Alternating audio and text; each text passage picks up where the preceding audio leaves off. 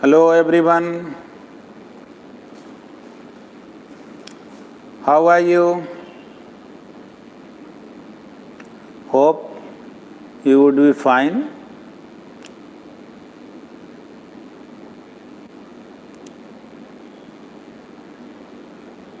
तो हम लोग पिछले क्लास में एक्सेलरेशन से रिलेटेड कंसेप्ट को सीखे थे, ढेर सारा एग्जाम्पल देखे थे और उम्मीद है आप लोगों को एक बहुत अच्छा कंसेप्ट मिला भी होगा, है ना। चलिए पहले आप लोगों से मैं इंटरेक्ट हो लूँ, फिर आगे बढ़ता हूँ। उम्मीद है आप सब जो हैं सही ढंग से देख पा रहे हैं। हाँ जी, ऋतुराज पांडे, दिव्यांशु नंदन, आदित्य कुमार, श्रेयस शुभम, अस्मित गुप्ता, आशीष कुमार, प्रशांत शर्मा, कोमल कश्यप, दिव्य शेखर, आशीष कुमार, आदित्य कुमार, आयुष चौधरी, अविनाश कुमार, देवांशु रंजन, सुहानी कुमारी। चलिए, good afternoon to all of you. और भी लोग जो हैं सब सारे लोग पहले कनेक्ट हो जाएं। ऋतुराज पांडे बोल रहे हैं मुझे वीडियो नहीं दिख रहा, अब दिख रहा होगा, बताइएगा आगे। चलिए, निखिल, सुकृति, श्रेयस शुभम। चलिए, उम्मीद है आप सब देख पा रहे हैं। आरती सुमन, निशा कुमारी, धर्मवीर मौर्य,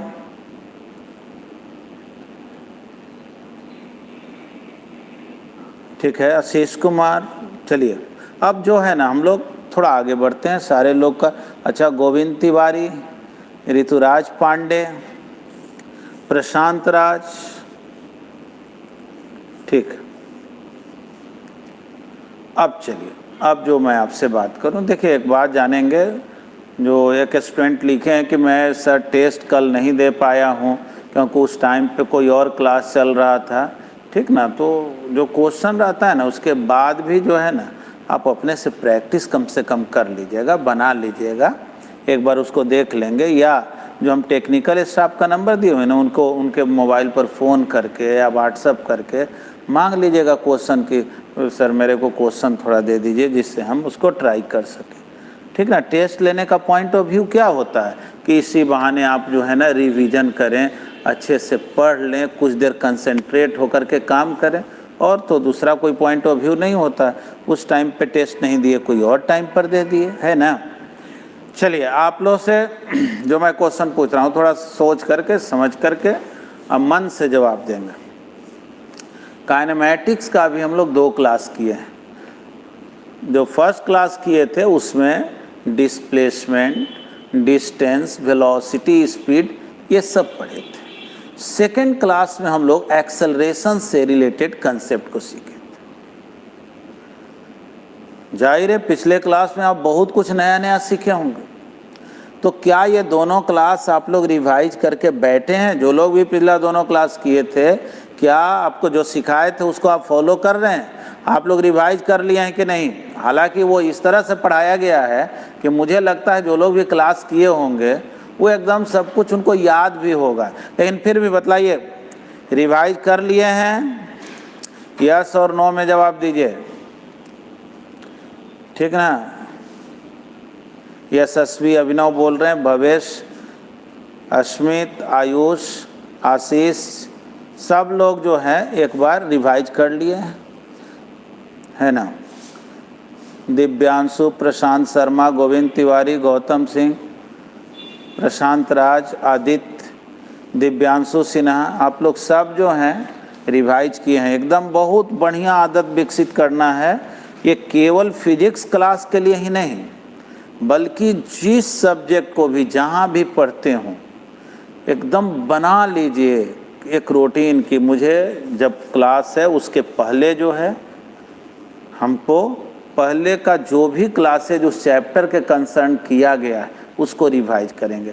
कोशिश तो ये करना चाहिए कि हम ज़्यादा से ज़्यादा कवरेज करें पहले वाला भी, जिससे कि आपको हर बात जो है ना इतना ज़्यादा बार रिवाइज किया हुआ रहे कि फिर परमानेंट वो याद हो जाए। वही बेस्ट मेथड है। देखो एग्ज़ाम के समय जो है ना बहुत बच्चों को स्ट्रेस होता है, जैसे अभी जेईई मेंस का एग्ज़ाम है, नीट का भी एग्ज़ाम है, बस तुरंत स्टार्ट ही होने वाला है कल से। अब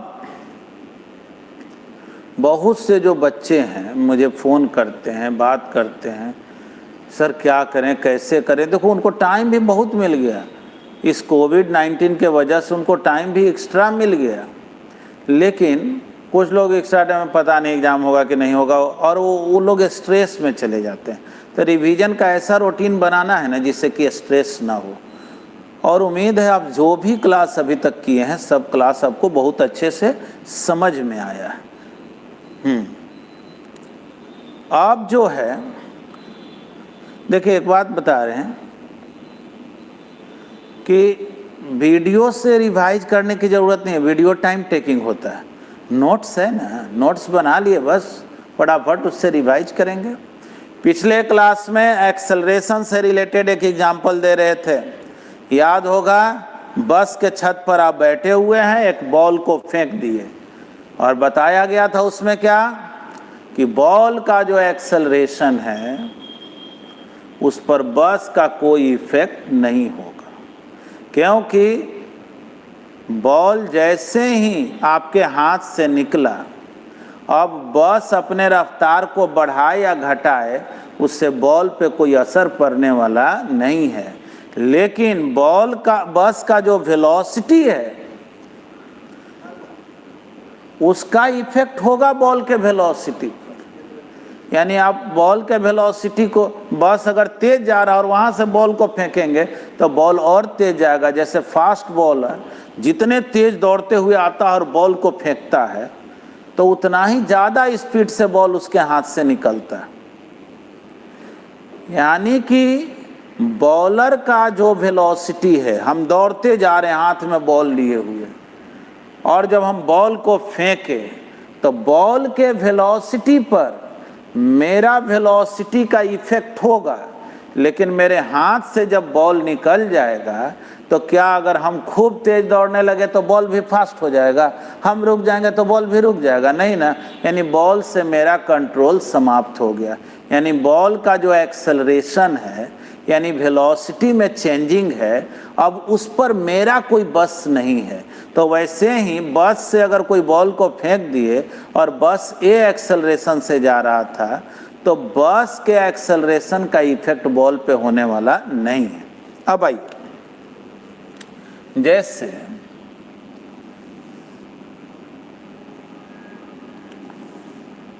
एक लिफ्ट है, ध्यान से देखिए, एक लिफ्ट है,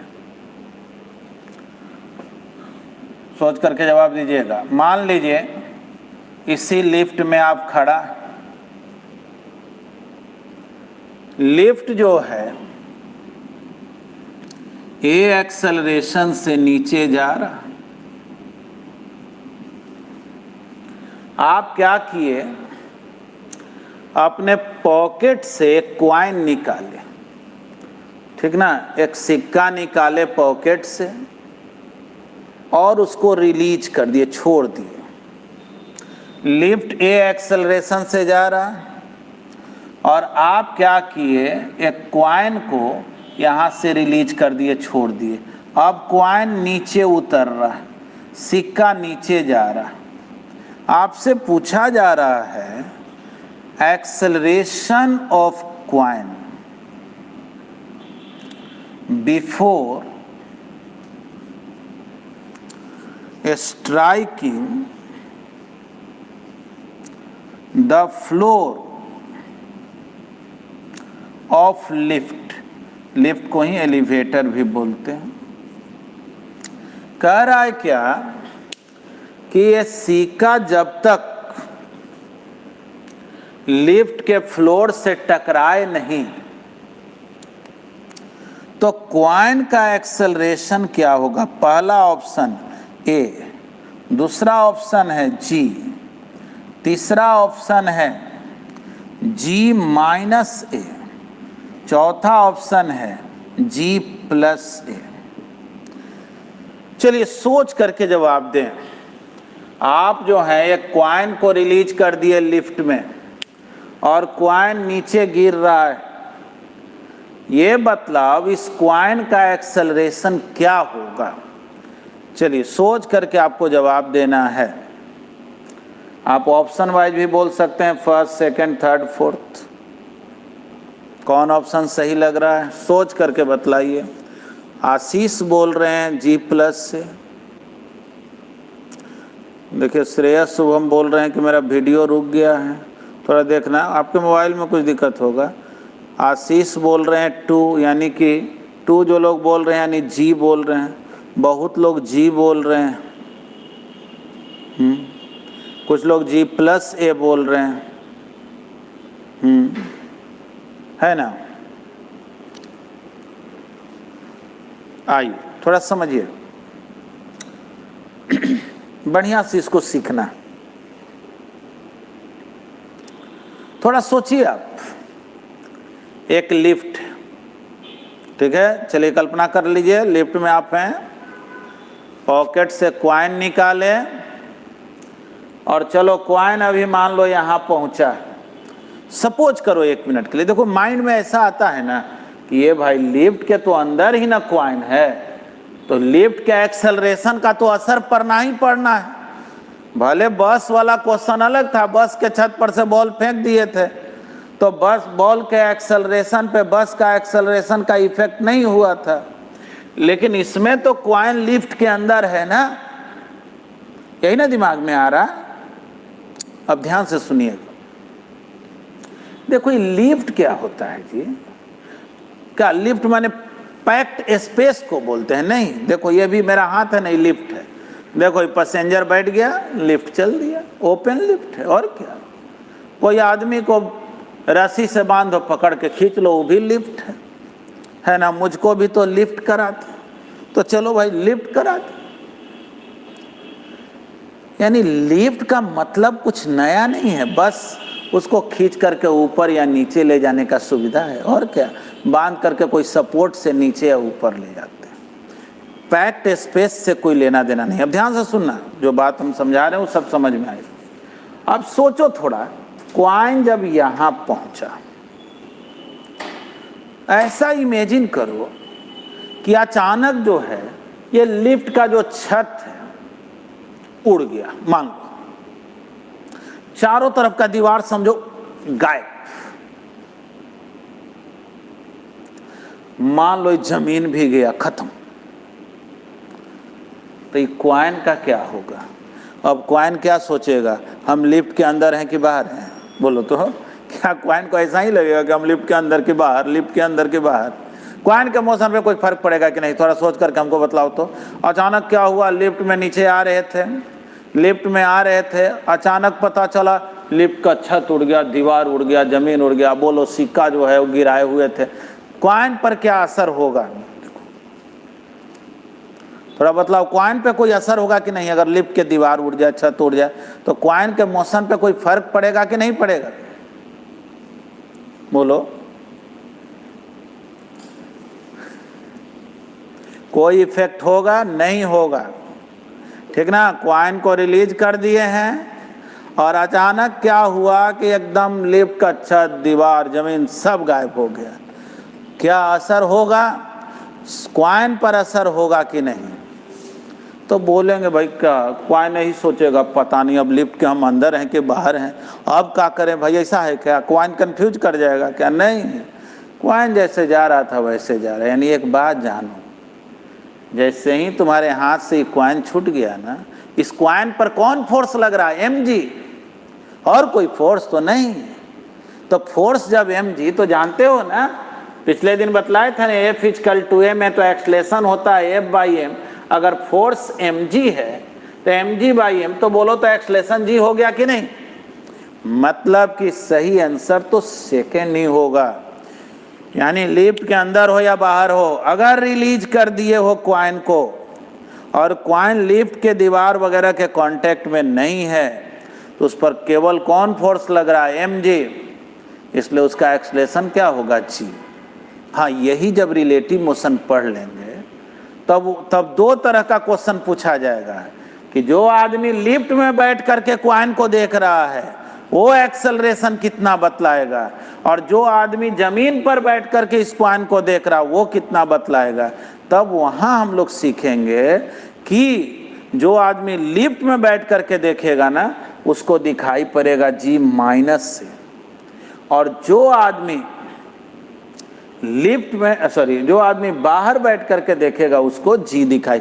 ऐसे भी एक बात जानिएगा, जब आपसे कोई कहे ना ऑब्जेक्ट का एक्सेलरेशन बतलाओ, तो आपको ये नहीं पूछना है कि आप किसके लिए बात कर रहे हैं, जो आदमी लिफ्ट में बैठा हुआ है कि जो बाहर है।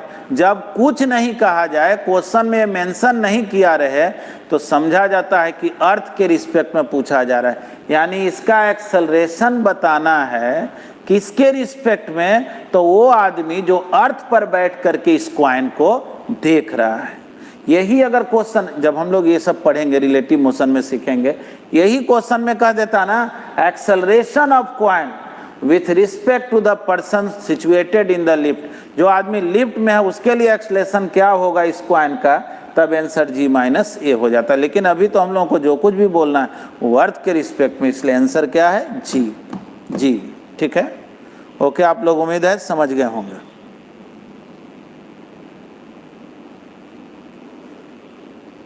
है ना, तो चलिए इसको मिटाते हैं, कोई दिक्कत नहीं आप लोगों को, थोड़ा रिस्पॉन्ड करेंगे, कोई प्रॉब्लम तो नहीं है।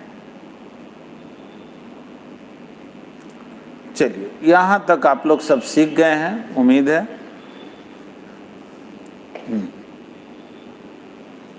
अब हम लोग आगे बढ़ते हैं। देखिए, हम लोग अभी ज़्यादा कुछ पढ़े नहीं हैं, और सही बात तो ये है ना कि ज़्यादा कुछ पढ़ना भी रहता कहाँ है, समझना ना ज़्यादा होता है। तुम ही सोचो तो, जो हम एक्सेलरेशन पढ़ा रहे हैं पिछले क्लास में 1.5 घंटा बतलाए थे, और आज भी इतना देर बतलाए हैं, एक्सेलरेशन पे ही ना कंसंट्रेट हैं। और सोचो तो एक्सेलरेशन जब 9th क्लास में पढ़ते थे तो कैसे पढ़ते थे, the rate of change of velocity is called acceleration. तो ये अंग्रेजी का स्लोगन याद करने से थोड़े ना कुछ होता है। ठीक, चलिए आगे हम लोग बढ़ते हैं। अब थोड़ा सा कुछ बात इसमें सीखना,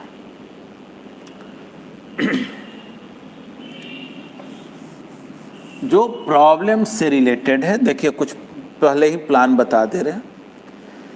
अब जैसे जाहिर हम लोग काइनेमैटिक्स पढ़ रहे हैं, उसमें मोशन इन वन डायमेंशन पढ़ रहे हैं।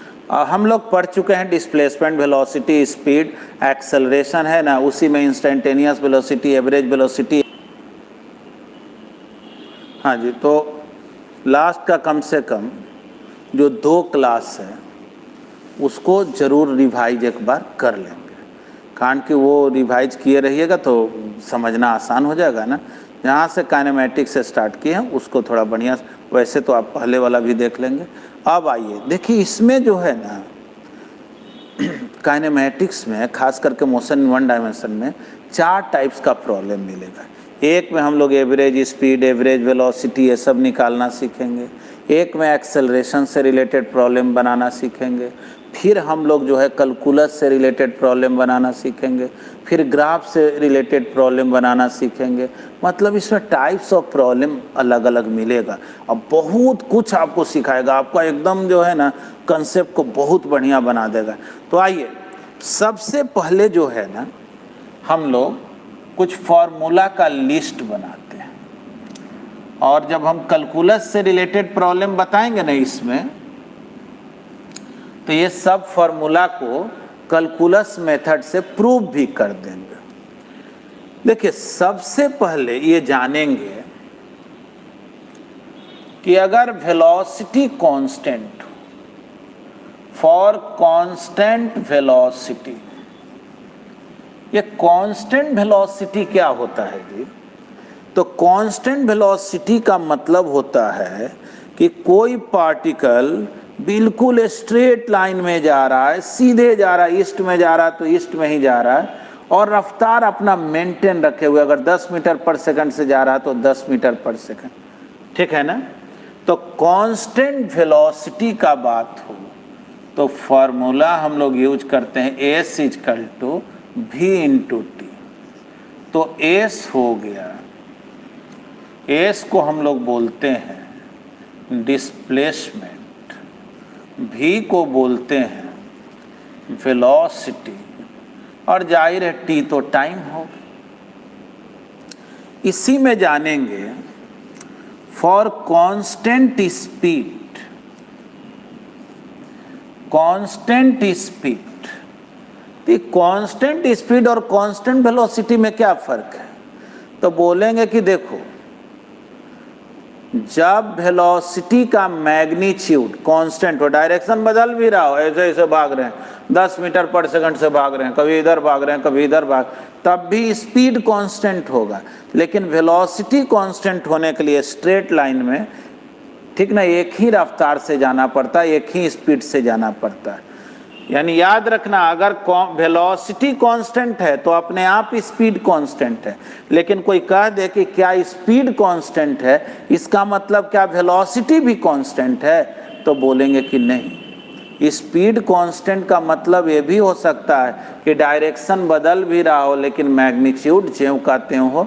जैसे 10 मीटर पर सेकंड के 10 मीटर पर सेकंड ही है, और मान लो डायरेक्शन बदलते जा रहा तो वो कांस्टेंट स्पीड हो।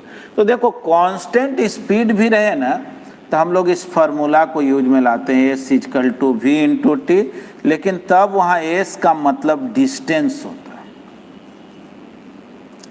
और वी का मतलब स्पीड होता है, ठीक है। एक बात तो आप जानिए रहे, जैसे S equal to V T है तो T equal to S by V भी तो हुआ, या V equal to S by T भी तो हुआ, एक ही ना फार्मूला है। अब देखें, और बात याद रखना है, ये फॉर्मूला का हम लिस्ट बना रहे हैं, इस चैप्टर में क्या क्या जरूरत पड़ेगा। फॉर कांस्टेंट एक्सेलरेशन, ये कांस्टेंट एक्सेलरेशन बोलें या यूनिफॉर्म एक्सेलरेशन बोलें, दोनों एक ही बात। थोड़ा सा समझना बात को। अगर कोई कहे ना कि एक particle 5 metre per second square acceleration से जा रहा, और कोई कहे कि एक particle 5 metre per second velocity से जा रहा, तो दोनों में प्रैक्टिकली क्या फर्क है देखना। 5 मीटर पर सेकेंड यानी हर एक सेकेंड में ये पार्टिकल 5 मीटर जा रहा है। थोड़ा समझना, वेलोसिटी बोला ना 5 मीटर पर सेकेंड, यानी हर एक सेकंड में ही 5 मीटर चला जा रहा है, फिर अगला सेकंड में 5 मीटर, फिर अगला सेकंड में 5 मीटर। यही हो गया वेलोसिटी कांस्टेंट का मतलब। और एक्सेलरेशन कांस्टेंट का मतलब हो गया, देख लो, इसको वाकई में हम लोग ऐसे लिखते हैं 5 मीटर पर सेकंड पर सेकंड। थोड़ा देखना ये क्या लिखा हुआ है, वही मीटर पर सेकंड स्क्वायर ही है।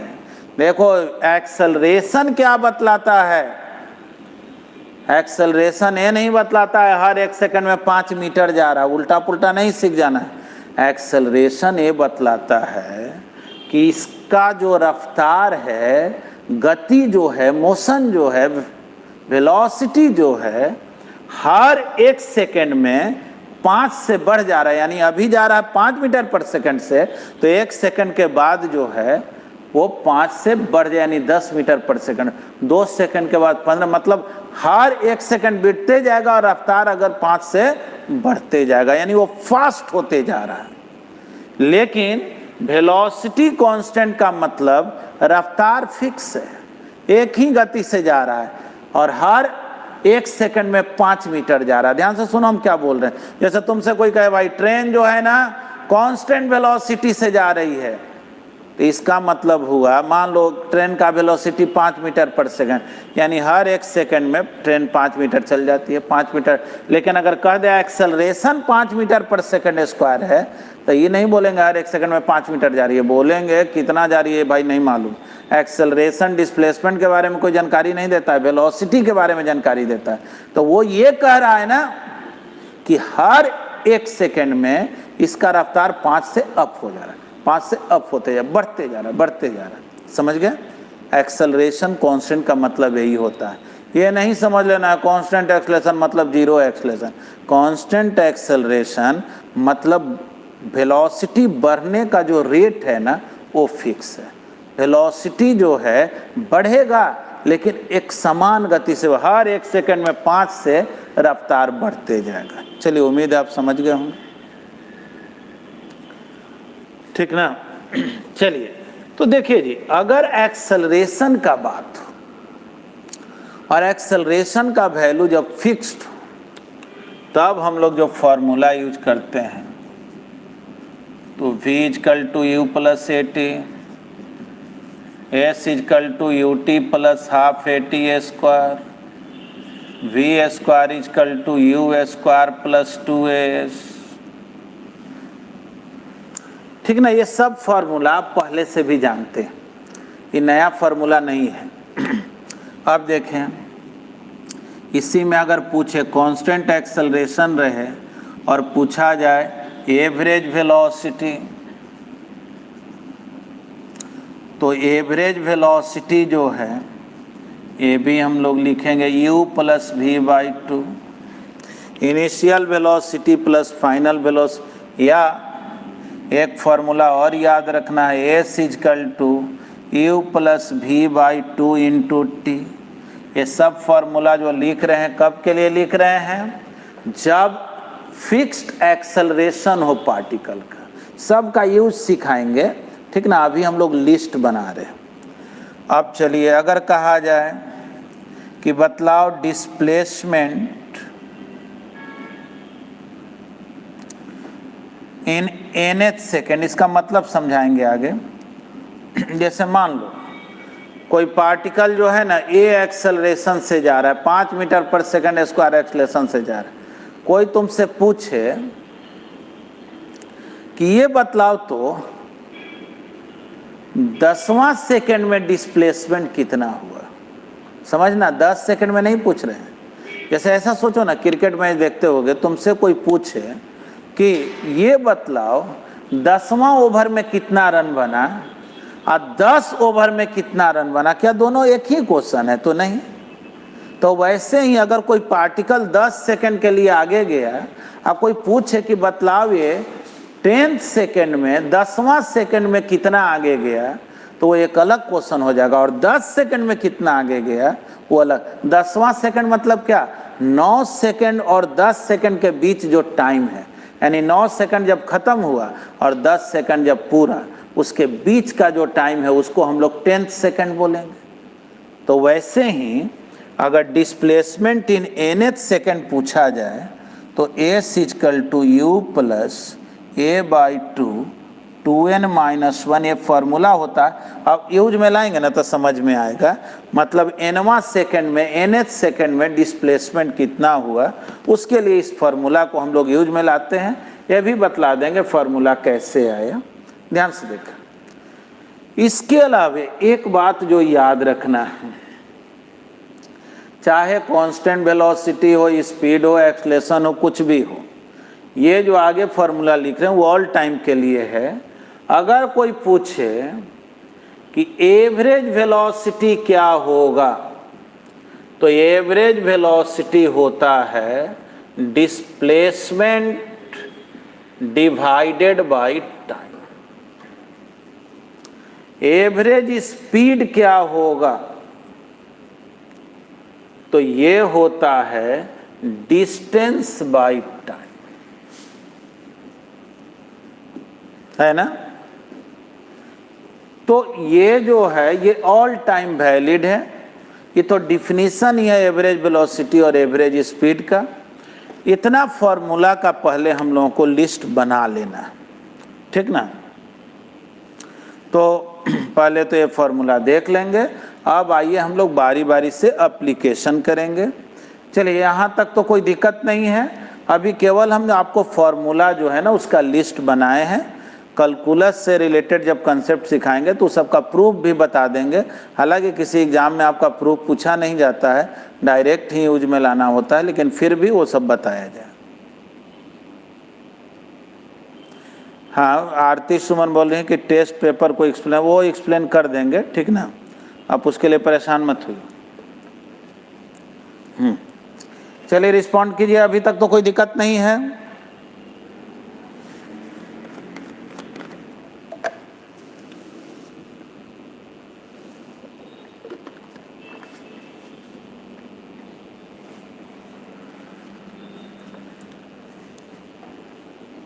हाँ जी,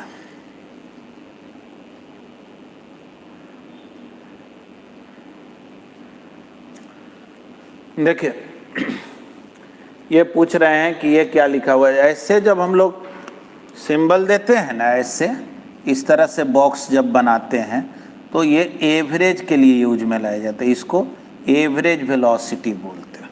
चलिए ये तो फॉर्मूला ही है, तो इसमें अभी तो आपको दिमाग लगाना भी नहीं है। आइए अब जो है ना, आपको सिंपल प्रॉब्लम से आगे की ओर बढ़ना सिखा रहे हैं।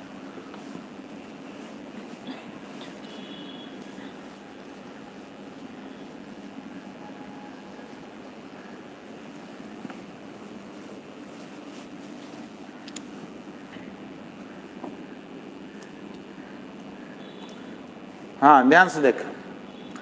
क्वेश्चन है, a particle moves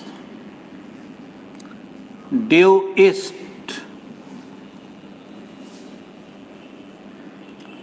with velocity 4 meter per second for 2 seconds. Then it moves due north with velocity 2 meter per second for 3 seconds. Find its average speed and average velocity.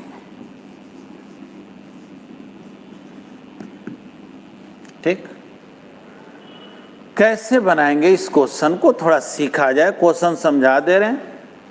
Question में कह रहा है particle moves due east with velocity 4 metre per second for 2 second. यानी कि एक particle पहले east में जाता है, कितना वेलोसिटी से, 4 मीटर पर सेकेंड से, 2 सेकेंड के लिए,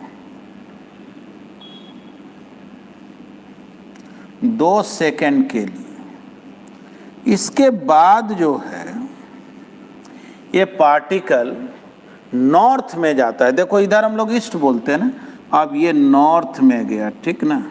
चलो ये ईस्ट है, ये नॉर्थ है, इधर वेस्ट है, इधर साउथ।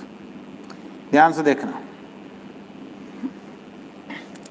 पार्टिकल गया ईस्ट में। मान लो 1 मिनट के लिए ये पॉइंट ए से स्टार्ट किया, बी पर गया, कितना वेलोसिटी से गया, 4 मीटर पर सेकंड से, कितने टाइम के लिए, 2 सेकंड के लिए। इसके बाद ये नॉर्थ में चला गया, यानी इधर चला गया। पहले इधर गया, फिर ये इधर चला गया। आपकी वेलोसिटी कितना है, 2 मीटर पर सेकंड, 3 सेकंड के लिए। पूछा जा रहा है एवरेज स्पीड और एवरेज वेलोसिटी क्या हो।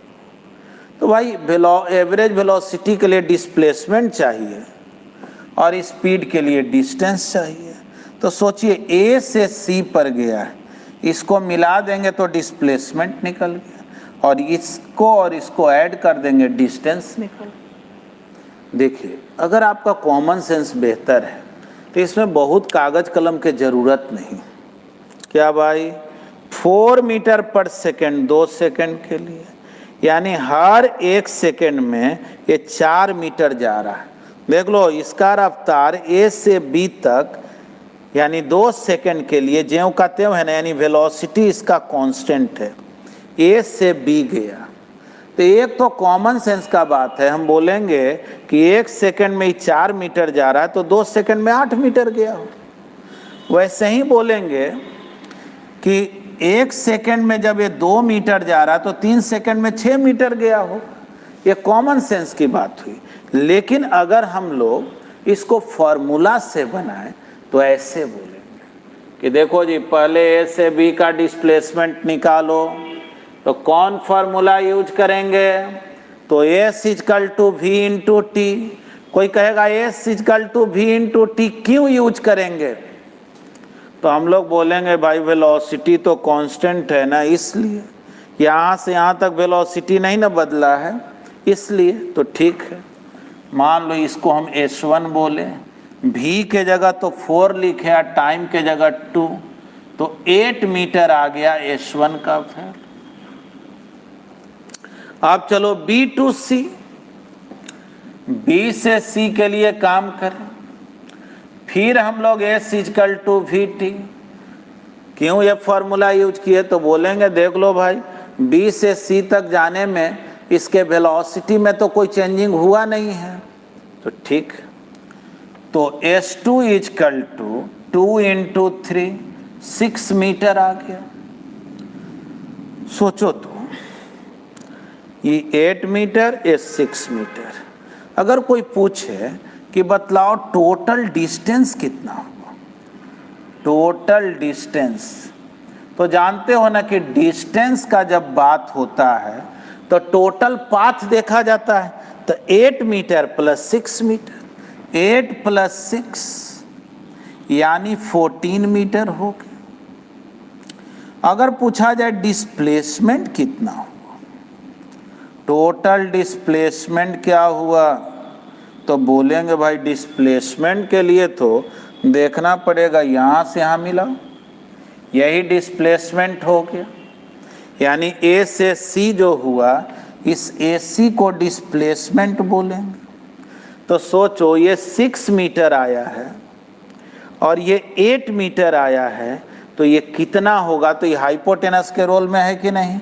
8 स्क्वायर प्लस 6 स्क्वायर यानी 10 मीटर हुआ क्या? चलिए, तो डिस्टेंस निकल गया, डिस्प्लेसमेंट निकल गया। अब टोटल टाइम कितना लगा है? तो भाई 2 सेकंड यहाँ से यहाँ आने में, 3 सेकंड यहाँ से यहाँ जाने में, यानी टोटल टाइम का अगर बात हो तो 2 + 3 5 सेकंड। बस काम तो हो गया। एवरेज वेलोसिटी क्या होगा? तो बोलेंगे एवरेज वेलोसिटी होता है डिस्प्लेसमेंट डिवाइडेड बाय टाइम, है ना? या चलो पहले हम लोग स्पीड का बात कर लें, वेलोसिटी उसके बाद बात। चलो डिस्टेंस बाय टाइम क्या आया है जी? डिस्टेंस बोल दो। तो डिस्टेंस तो मेरा आया है 14, टाइम 5 यानी 14/5 मीटर पर सेकेंड, है ना? 2 पॉइंट समथिंग हो गया।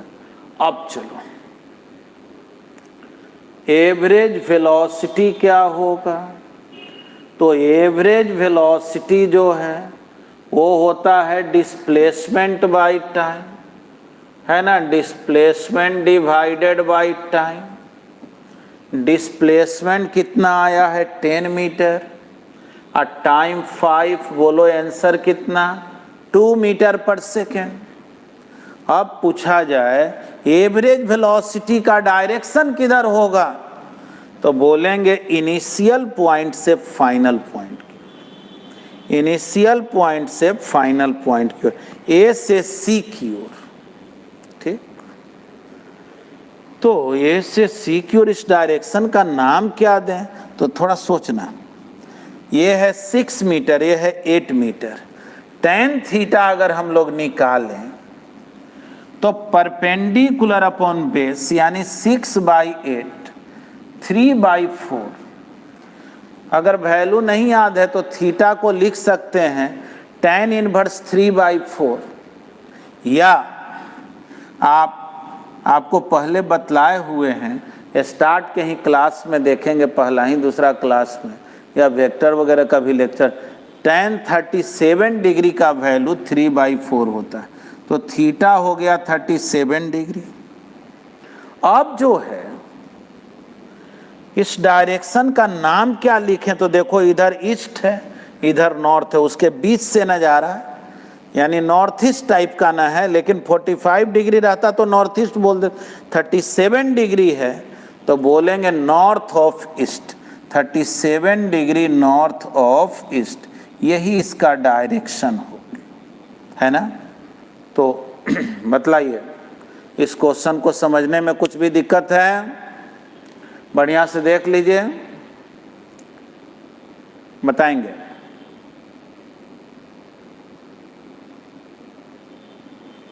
चलिए, आदित्य बोल रहे हैं नो सर, आरती भी, आशीष, अस्मित, श्रेयस, शुभम,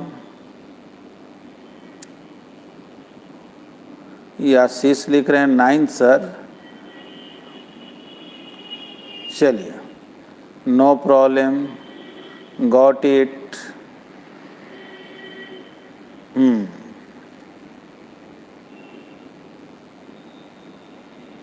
नो प्रॉब्लम।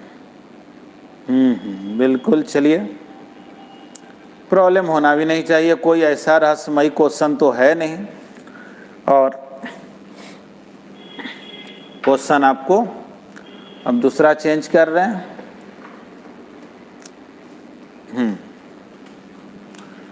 देखिए, जब आप एवरेज वेलोसिटी का आंसर लिखते हैं ना, तो उसमें इस बात का ख्याल रखना है क्या, कि मुझे डायरेक्शन भी लिखना है, केवल मैग्नीट्यूड लिख के नहीं। हाँ, अगर क्वेश्चन में केवल मैग्नीट्यूड ऑफ एवरेज वेलोसिटी पूछे तब तो आंसर हम लोग 2 मीटर पर सेकंड लिख के छोड़ देते, लेकिन एवरेज वेलोसिटी का डायरेक्शन जाहिर है बोला कुछ नहीं, केवल एवरेज वेलोसिटी पूछा है तो डायरेक्शन भी बताना पड़ेगा। ठीक, चलिए आप लोगों को एक क्वेश्चन देते हैं।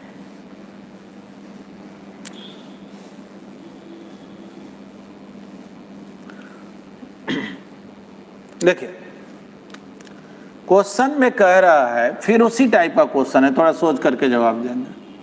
कह रहा है कि एक पार्टिकल जो है ना, पहले ईस्ट में जाता,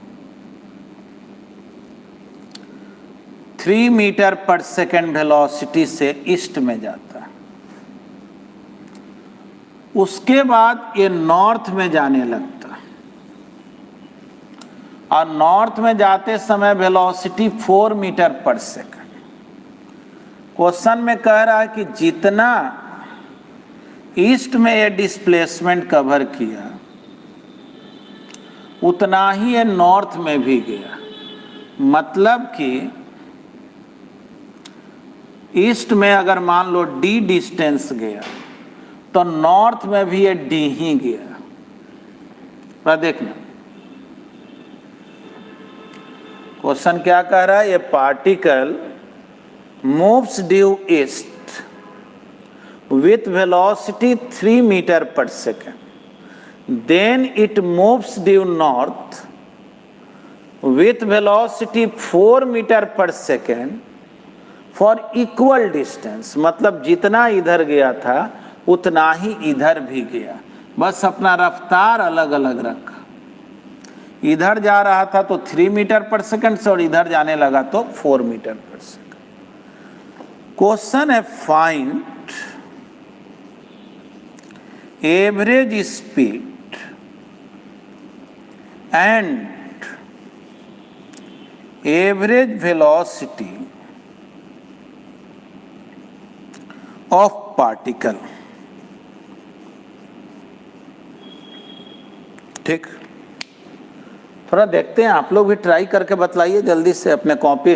देखिए, जब भी आप लेक्चर देखेंगे स्टार्ट में ही सिखाए हैं, कुछ लोग बीच में चूंकि कनेक्ट हुए हैं तो उनको मालूम नहीं होगा। जब भी आप लेक्चर देखेंगे तो आप अपने साथ पेन, ठीक ना, और कॉपी वगैरह सब रखे रहेंगे। क्वेश्चन जब पूछे, नहीं भी पूछे ना, और कभी कभी आपको लगे कि नहीं मैं खुद से थोड़ा ट्राई करके देख लेता, हालांकि हर बार मत कीजिएगा, नहीं तो फिर क्लास आगे निकल जाता है तो दिक्कत हो जाएगा। तो मतलब जहां लगे कि मैं काम कर सकता हूं तो करें।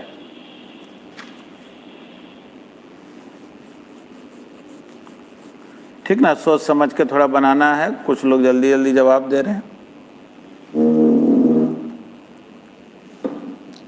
चलिए थोड़ा आपको टाइम दे देते हैं।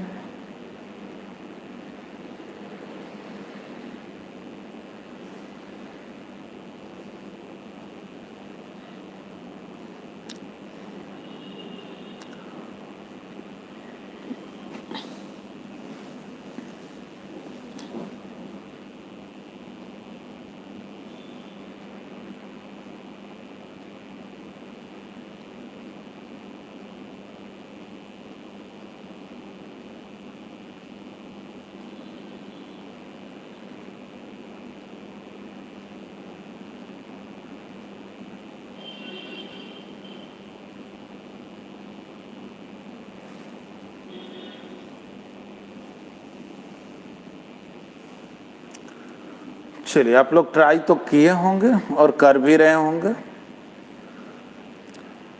अच्छा, 1 मिनट और देख लेते हैं, आंसर लिख।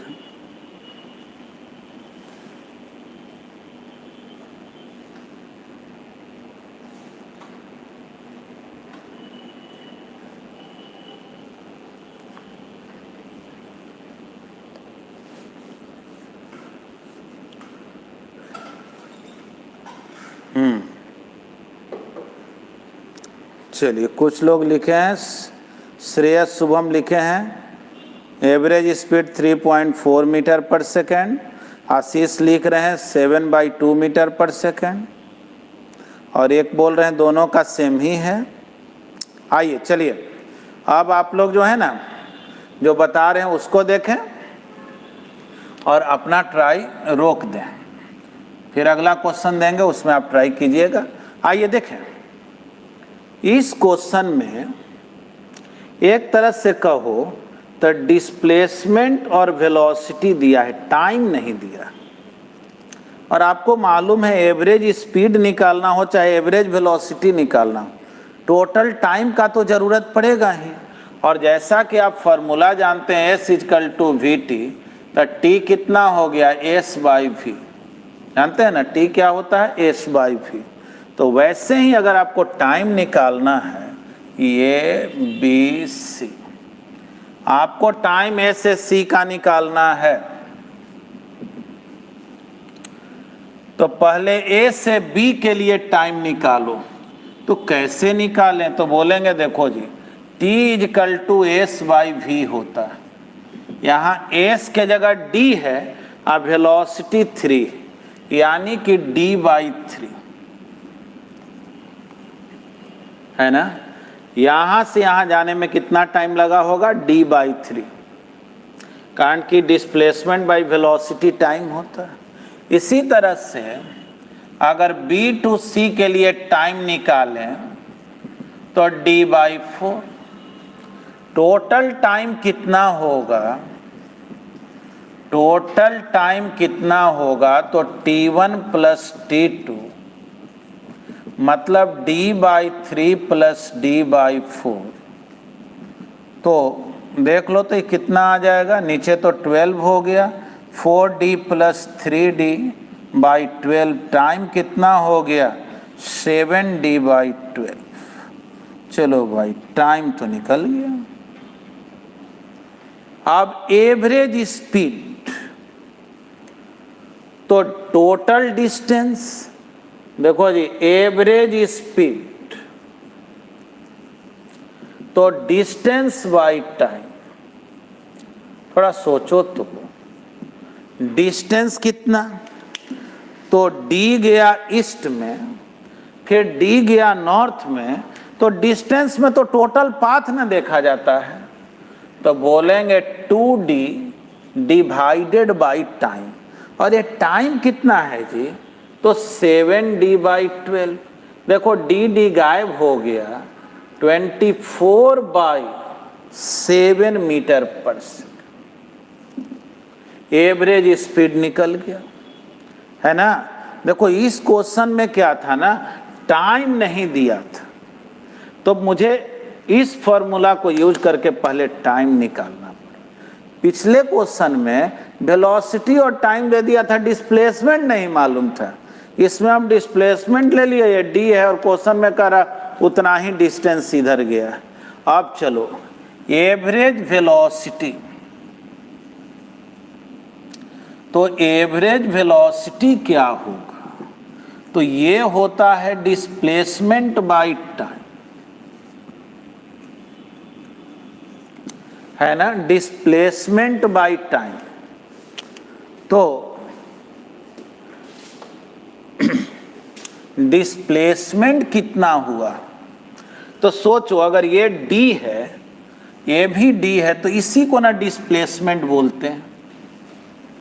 इनिशियल पॉइंट फाइनल पॉइंट को मिलाने वाले लाइन, और इतना जान रहे हो इस डायरेक्शन को नॉर्थ बोलते हैं। फिर देखो नॉर्थ और ईस्ट के बीच में आया कि नहीं, इधर ईस्ट इधर। एवरेज वेलोसिटी का डायरेक्शन इनिशियल से फाइनल पॉइंट की ओर होता है। और थोड़ा कॉमन सेंस से सोचो, ए भी डी है और ए भी डी है, ये जितना लेंथ है उतना ही ये है, तो एंगल 45 डायरेक्ट हो जाएगा कि नहीं।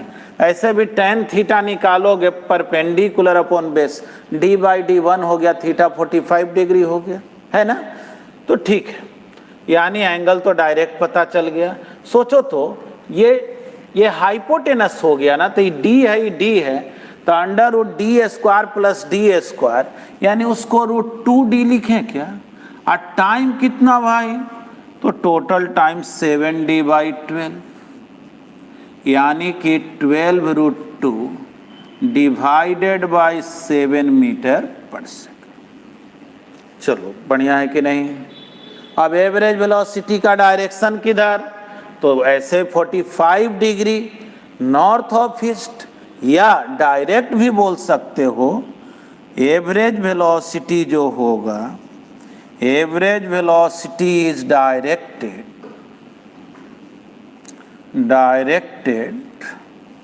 along north east direction. 45 degree रहता है तो आप डायरेक्ट बोल सकते हैं नॉर्थ ईस्ट, एंगल बोलने की जरूरत नहीं है, नॉर्थ और ईस्ट के ठीक बीच में होगा, है ना।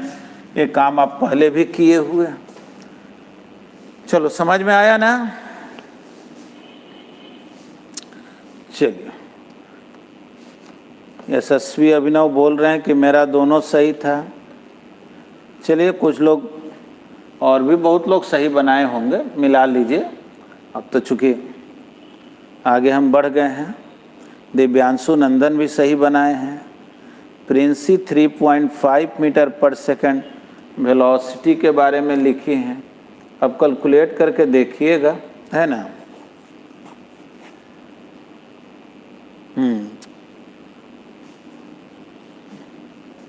चलिए, उम्मीद है आप सब समझे हैं। अब जो है, अब इसको मिटा रहे हैं, आगे बढ़ रहे हैं और एक क्वेश्चन दे रहे हैं आपको।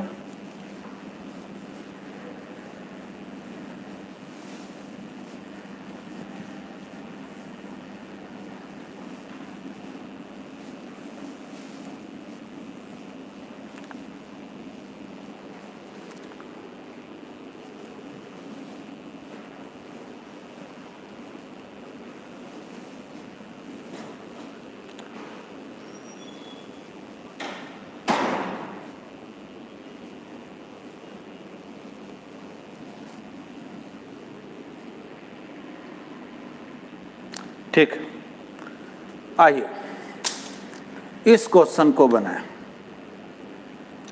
क्वेश्चन में कहा जा रहा है ए particle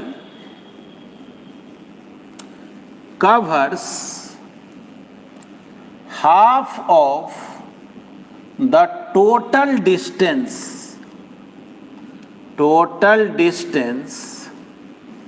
with speed v1, and next half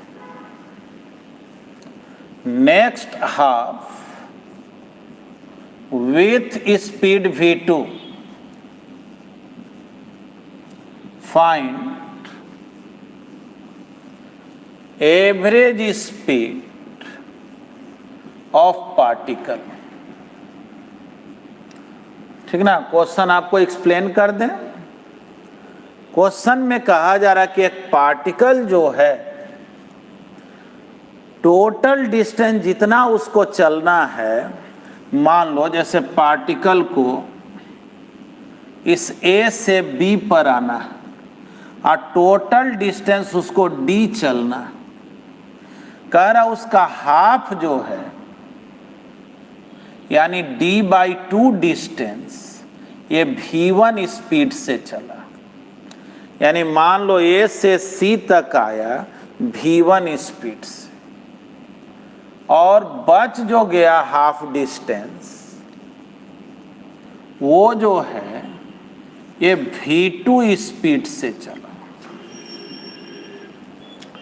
पूछा जा रहा है एवरेज स्पीड क्या हो, तो सोचे एवरेज स्पीड के लिए क्या चाहिए, टोटल डिस्टेंस और टोटल टाइम। तो टोटल डिस्टेंस तो d है, टोटल टाइम तो मालूम नहीं है ना, टोटल टाइम मुझे मालूम नहीं है, तो क्या करें, तो थोड़ा आप लोग करें, है ना। बिल्कुल आप सब बनाएंगे, जल्दी से इसको कीजिए।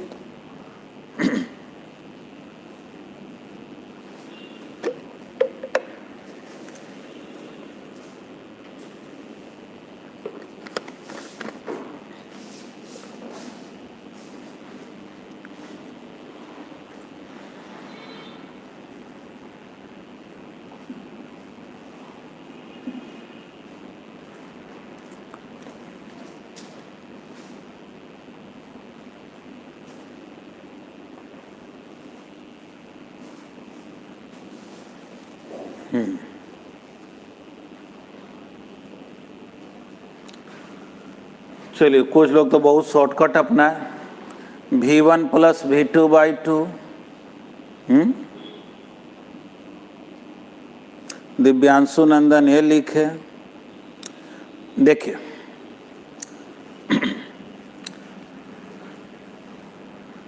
ट्राई तो आप लोग कर ही लिए होंगे, लिखने में भी थोड़ा सा ना आपको टाइपिंग में भी दिक्कत होता होगा, समझ रहे हैं।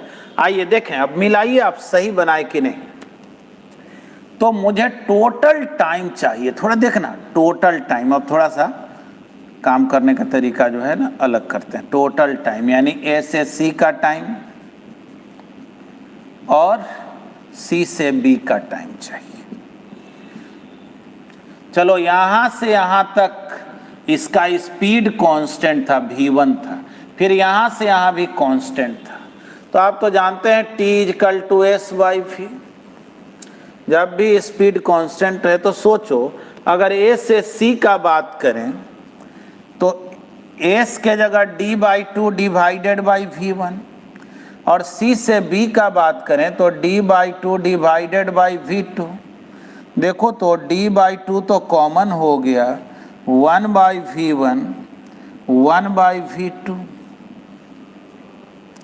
तो ये टाइम कितना आया जी, d/2 v2 plus v1 into v2। क्या दिक्कत हो गया क्या, बोलेंगे टाइम कितना आया। चलो टाइम तो निकल ही गया, अब और क्या सिंप्लीफाई करें। एवरेज स्पीड क्या होगा, एवरेज स्पीड भाई बतला दो क्या होगा, तो डिस्टेंस बाय टाइम।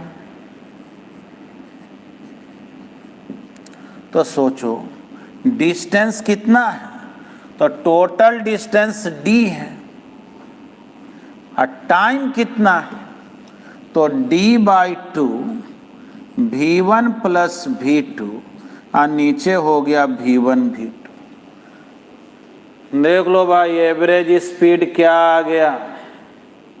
तो एवरेज स्पीड क्या आया, डी गायब 2v1 v2 divided by v1 plus v2, है ना। बहुत ही आसान है, इसमें बहुत दिमाग लगाने की ज़रूरत है नहीं, ठीक ना। इसको जो लोग नहीं बना पाए हैं बाद में इसको लिख भी लेंगे। देखिए आप लोगों को बताएं, जो लोग भी लेट से कनेक्ट हुए हैं, लाइव क्लास कर पा रहे हैं वो तो अच्छी बात है, नहीं भी कर पा रहे हों तो इसके वीडियो को अपलोड कर दिया जाता है, जिसको आप बाद में भी देख सकते हैं। उसको देख करके नोट्स भी बना सकते हैं, लिख भी सकते हैं, है ना। चलिए ये तो हम लोग सीखे। क्या इसको समझने में किसी को कोई दिक्कत बताइए? सब समझ रहे हैं ठीक से?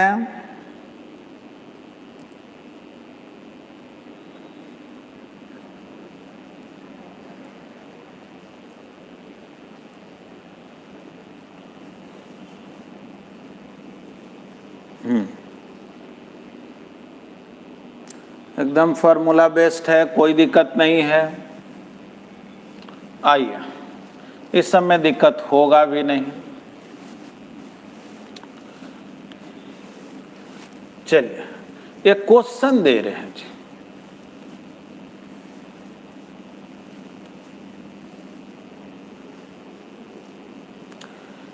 हालांकि टेस्ट क्वेश्चन को भी डिस्कस करना है, तो इसलिए थोड़ा सा मैं पहले टेस्ट क्वेश्चन पे आ जाता हूँ, नहीं तो फिर जो है टाइम कम रहेगा तो शायद डिस्कस नहीं हो पाए।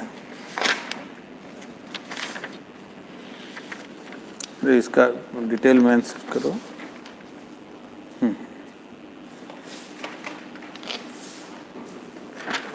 हाँ जी, पहले तो मैं रिजल्ट सुना दूं। आप में से 3 स्टूडेंट ऐसे हैं जो टोटल सही किए। यशस्वी अभिनव, अथर्व कश्यप, शिखा सुमन, आप लोग टोटल क्वेश्चन सही बनाए हैं।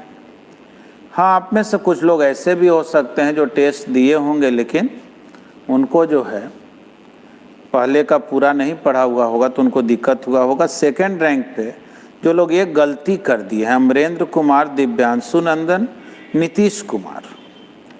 और थर्ड रैंक पे जो लोग हैं जिन लोगों का 30 मार्क्स है, आदित्य कुमार, आयुष चौधरी, दिव्यांशु रंजन, अविनाश कुमार, श्रेयस शुभम, प्रिंसी, दिव्य शेखर, आयुष कुमार, आप लोगों को 30 मार्क्स। फोर्थ रैंक पे हैं जो लोग 25 मार्क्स लाए हैं, ऋषु कुमार, राहुल कुमार, सुरुचि कुमारी, आदित्य रंजन, कोमल कश्यप, आरती कुमारी, अस्मित गुप्ता, प्रतीक सिद्धार्थ। फिफ्थ पे हैं नंदिनी गुप्ता, आपका 20 मार्क्स है। इसी पे हैं सुहानी भी, सुकृति, उसके बाद हैं चंद्रशेखर कुमार, आशीष कुमार, शिवम कुमार, ठीक ना। इतने ही लोग सबमिट किए थे, कुछ लोग सबमिट भी नहीं किए थे, टेस्ट दे नहीं पाए थे। हालांकि देखिए उससे मतलब मत रखिएगा, टेस्ट जो है ना, अगर मान लिए किसी कारण से टेस्ट छूट भी जाए ना तो बाद में ही सही क्वेश्चन पेपर ले करके और निश्चित रूप से जो है उसको बनाना है ना। अब जो है पहले जो लोग भी यूनिट डायमेंशन वगैरह का क्लास किए हैं, मैं उन लोगों से ये पूछना चाह रहा हूँ कि आप लोगों को किस किस क्वेश्चन में दिक्कत है। तो एक स्टूडेंट पूछे हैं कि सर मुझे 5 नंबर में दिक्कत है, कोई बोल रहा है 6, 7, 5, 6, 7, और एक स्टूडेंट 3 भी बोल रहा है, 3, 5, 6, 7। हालांकि जो लोग थोरो क्लास किए हुए हैं उनको बहुत कम दिक्कत होना है। और अब तो काइनेमेटिक्स आ रहा है, काइनेमेटिक्स में अपने आप ही इतना वैरायटी ऑफ प्रॉब्लम है कि फिर हम लोगों को जो है ज़्यादा दूसरे चैप्टर से क्वेश्चन नहीं लेना होगा। एक बात और आपको बता दें कि आप में से जो लोग भी लेट से कनेक्ट हुए हैं, मैं ऐसा कर सकता हूं कि उस लेक्चर को, एक तो आप खुद से भी, क्योंकि ऑनलाइन क्लास है और उसमें एक सुविधा है, एक तो आप चाहिएगा तो खुद से भी सीरियली जो है लेक्चर को देख सकते हैं। वेक्टर वगैरह का लेक्चर तो आप यूट्यूब पे भी अभी भी रखा हुआ है, उसको हटाया नहीं गया है, आप उसको देख सकते हैं। यूनिट डायमेंशन वगैरह ये भी। फिर भी एक बात आपको बता रहे हैं, हो सके 2-4-5 दिन के बाद हम लोग एक और भी प्रोग्राम करें कि जो लोग लेट से ऐड हों तो उनको जो है हम लोग एक स्पेशल टाइम में बारी बारी से लेक्चर को उनको लाइव स्ट्रीम में या रिकॉर्डेड स्ट्रीम में उनको हम दें और उनसे जो है ना फिर से हम इंटरेक्ट हों, जिससे कि उनका सब टोटल चीज़ हो सके। मतलब इधर तो वो पढ़े ही, बैक पोर्शन के लिए भी उनका एक रूटीन दे दें तो बेहतर रहेगा, क्योंकि वो भी जो हैं उनको ऐसा नहीं लगेगा कि हमको ये चीज़ नहीं बताया गया। हालांकि थोड़ा आपको मेहनत करना है। मेरा जो भी क्लास सिखाया गया है आप देखे ही होंगे, उस पढ़ने के बाद आपको कोई दिक्कत होना ही नहीं है। बहुत से लोग जो है ना मेरे को फ़ोन करते हैं यूट्यूब वगैरह का लेक्चर देख करके, अलग अलग जगह से टीचर भी, कि सर इतने मतलब अच्छे ढंग से एक्सप्लेन किया हुआ है कि क्या बताएं सर, एकदम मतलब हर टॉपिक। आप लोग तो खैर अभी 11th में है, उसमें तो फ्लूइड मैकेनिक्स से ले करके SHM वगैरह, ये इतना ही नहीं 12th का भी जो है बहुत सारा लेक्चर दिया गया है, करीब 40-50 लेक्चर तो 12th का उस पर है ना। तो आप सब में देखेंगे बच्चों का बहुत ही अच्छा जो है वो कमेंट भी होता है, क्योंकि वो बहुत बेहतर ढंग से सीख। तो आपको थोड़ा साथ देना है, ठीक ना, थोड़ा मेहनत करेंगे। और हम बहुत जल्दी जो है आपसे टेलीफोनिक टॉक भी करेंगे कि क्या आपको अलग से रूटीन की ज़रूरत है, और ज़रूरत है तो उसका क्या रूटीन हम लोग रखेंगे। मतलब ये तो रूटीन एक है ही परमानेंट बैच का, एक एडिशनल रूटीन भी आप लोगों के लिए प्रोवाइड कराएंगे, जो खास करके लेट से आए हैं। 2-4-5 दिन के बाद उसको मैं टाइम दूंगा। ऐसे आपसे टेलीफोनिक टॉक भी हम लोग करेंगे। आइए देखिए, क्वेश्चन नंबर 3 आप पूछे, कह रहा ये बतलाओ कि अ यूनिटलेस क्वांटिटी, मतलब जिसका यूनिट नहीं है, never has non zero dimension. देखो जिसका यूनिट नहीं है ना, उसका डायमेंशन होगा कहाँ से। जैसे मीटर पर सेकंड रहता है यूनिट, तब मीटर को बोलते हो लेंथ, सेकंड को टाइम, तब ना डायमेंशन लिखते हो LT⁻⁻1। जिसका यूनिट ही नहीं होगा उसका डायमेंशन कभी हो सकता है क्या। इसलिए फर्स्ट ऑप्शन ही सही है कि unitless quantity never has a non zero dimension. मतलब कि ऐसा संभव ही नहीं है कि यूनिटलेस क्वांटिटी जो है उसमें कुछ डायमेंशन हो। नॉन जीरो डायमेंशन का मतलब हुआ, जैसे लिखते हैं ना M L, मान लो L पे पावर 2, अगर हम ऐसे लिख दें 0 0 0, तो इसका मतलब क्या कि को नॉन जीरो डायमेंशन नहीं है, सब में जीरो डायमेंशन है ना। तो जिसका यूनिट नहीं हो उसका जब भी डायमेंशन होगा तो जीरो डायमेंशन ही हो सकता है, नॉन जीरो नहीं हो सकता। समझ गया, इसमें तो कोई दिक्कत होना नहीं चाहिए। अब आइए 5 नंबर प्रॉब्लम। हाँ, उल्टा जानना, ऐसा हो सकता है, हम लोग पढ़े थे ना कि कोई फिजिकल क्वांटिटी है जिसका यूनिट है, डायमेंशन नहीं है। ये संभव है, जैसे एंगल में रेडियन होता है, लेकिन रेडियन के लिए कोई डायमेंशन नहीं होता है। लेकिन यूनिट ही नहीं है तब तो गारंटी है डायमेंशन नहीं होगा। यूनिट होने के बाद भी डायमेंशन ना हो, ये भी संभव है, लेकिन यूनिट हो ही नहीं तब तो गारंटी है कि डायमेंशन नहीं होगा, है ना।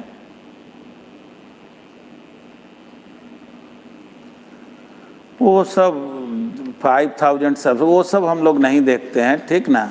अरे आप सब जो जुड़े हुए हैं लिख रहे हैं आपका 5000 सब्सक्राइबर होने वाला, ठीक ना। अरे उस पर काम किया जाए तो वो तो 50,000 भी होगा, लाख भी होगा, है ना।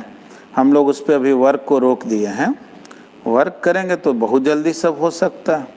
और सब्सक्राइबर जो है ना, बढ़ाने का बहुत सारा मेथड होता है, उस सब चक्कर में हम लोग तो पड़े नहीं। हम लोग सिंपल सा वर्क अपना करते हैं।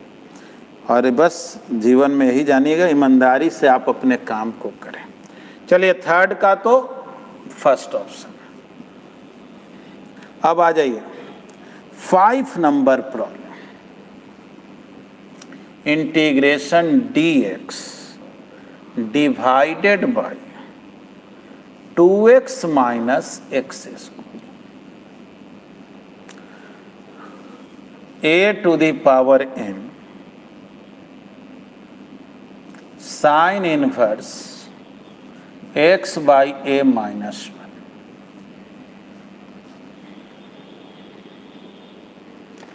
हाँ जी,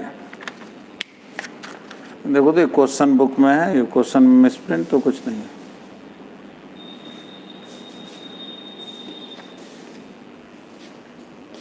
अरे तुम उसमें दाई को बुक लो।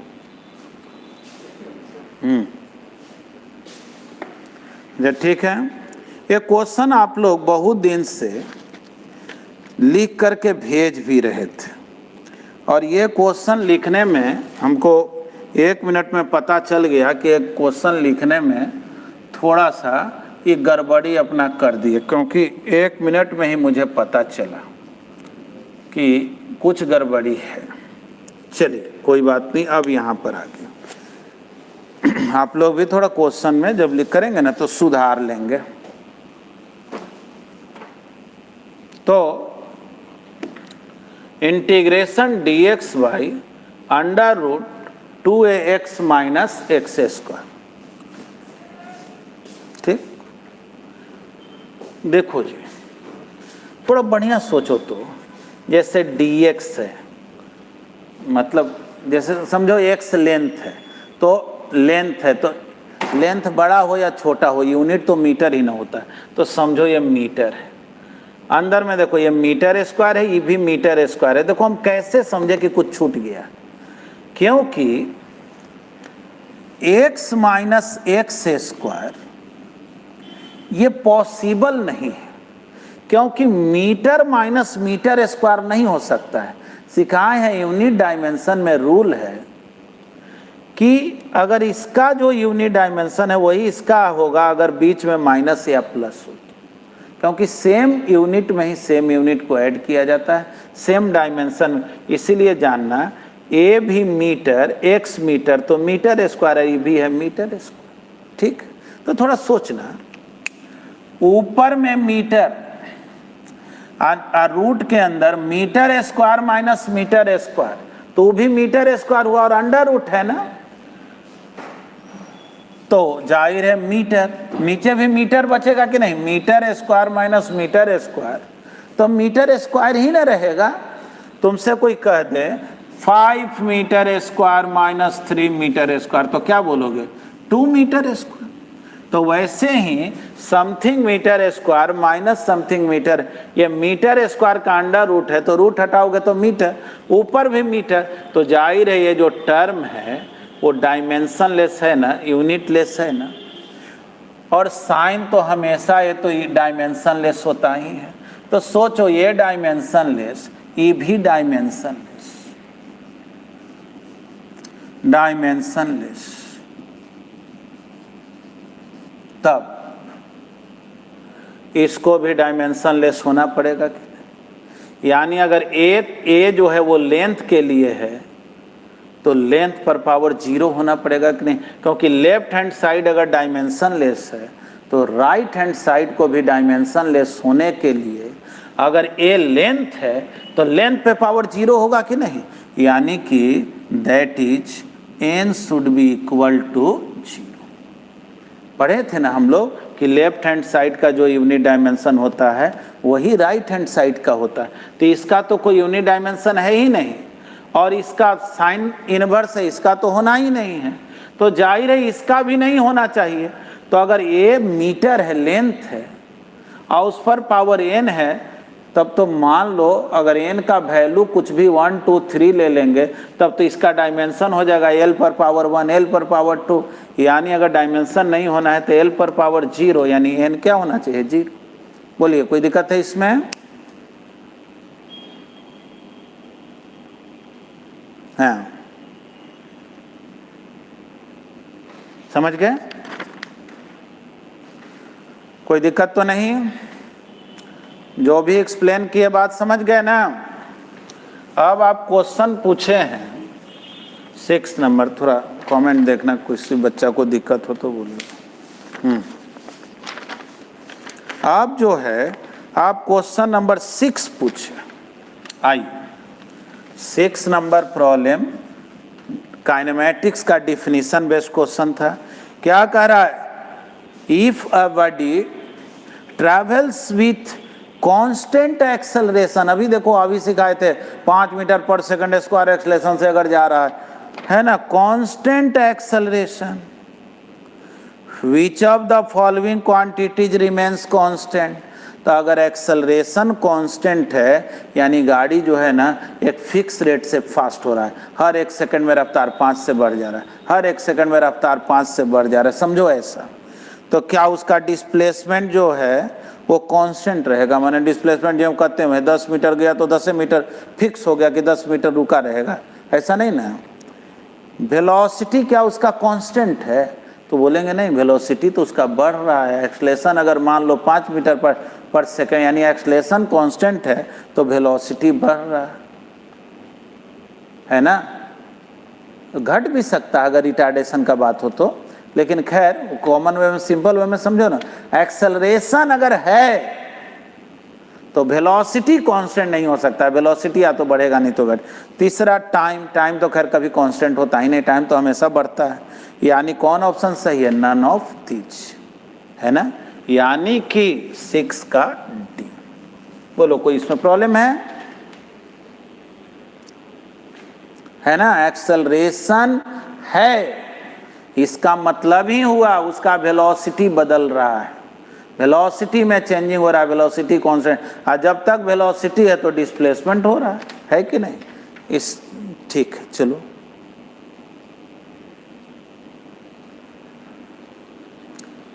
प्रशांत राज बोल रहे हैं सर ए का सेम क्यों हुआ डायमेंशन? सेम किसका सेम है जी?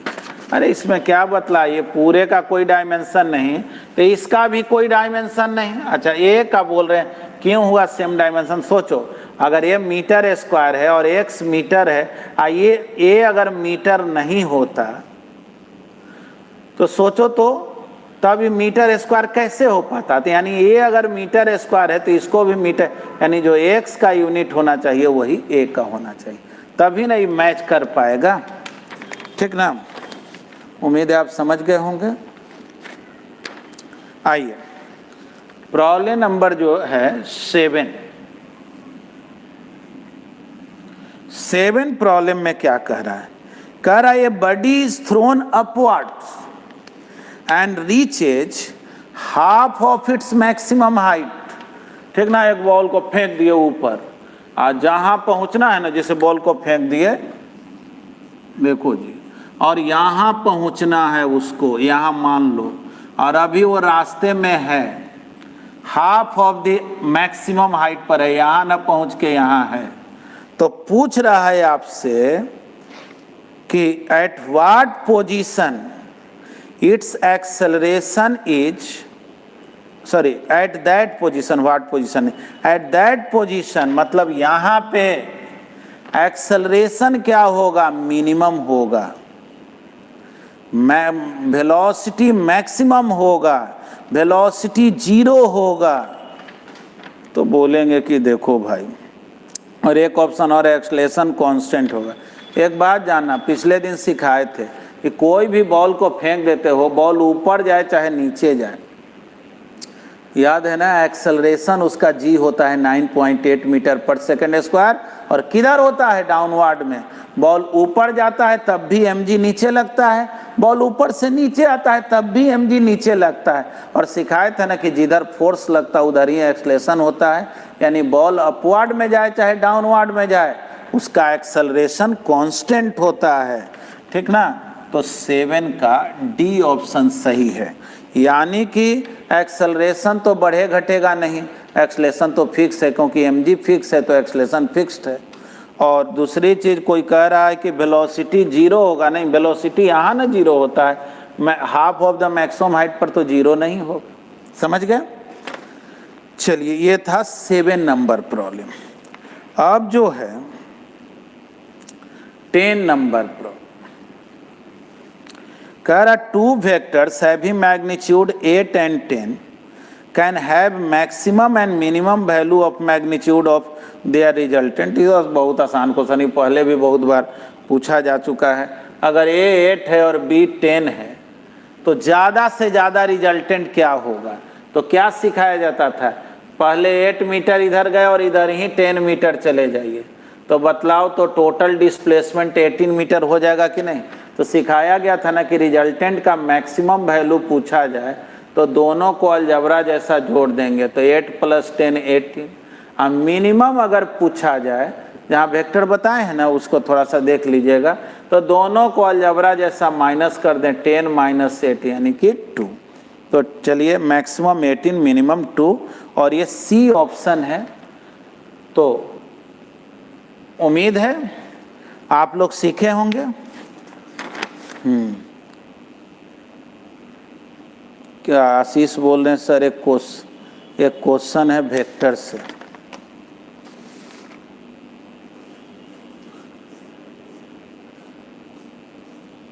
देवांशु रंजन क्या बोले, माने को बोले, नहीं समझे क्या बोलना चाह रहे हैं।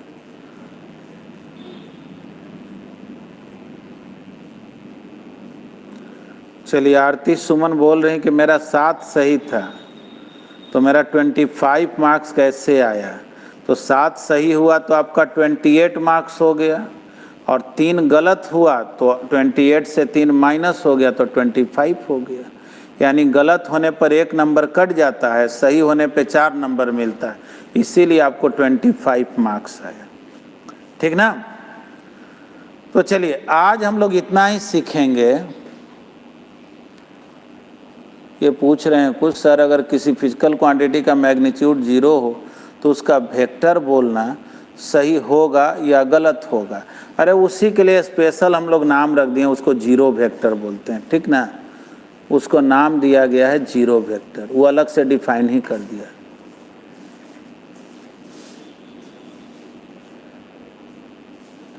अच्छा ठीक है, अब टाइम जो है ना फिनिश हो गया है, और आज हम लोग इतना ही सीखेंगे। देखिए, आज मैं आपको कोई होमवर्क नहीं दिया, लेकिन कुछ हम उसमें कुछ क्वेश्चन अपलोड करवाएंगे, लेकिन अगले दिन जो पढ़ाएंगे ना, यानी परसों हम लोग नेक्स्ट टुमारो जो हम लोग पढ़ेंगे, उसमें ढेर सारे क्वेश्चन आपके होमवर्क में आने वाले हैं। बहुत दिन से आप होमवर्क ट्राई भी नहीं किए हैं, बहुत सारा क्वेश्चन आने को, क्योंकि अब हम लोग मेन जो पोर्शन है उसमें इंटर ले रहे हैं, और उम्मीद है आप सब बहुत अच्छे से सीख रहे हैं। चलिए, थैंक यू वेरी मच, ठीक ना। Have a nice day.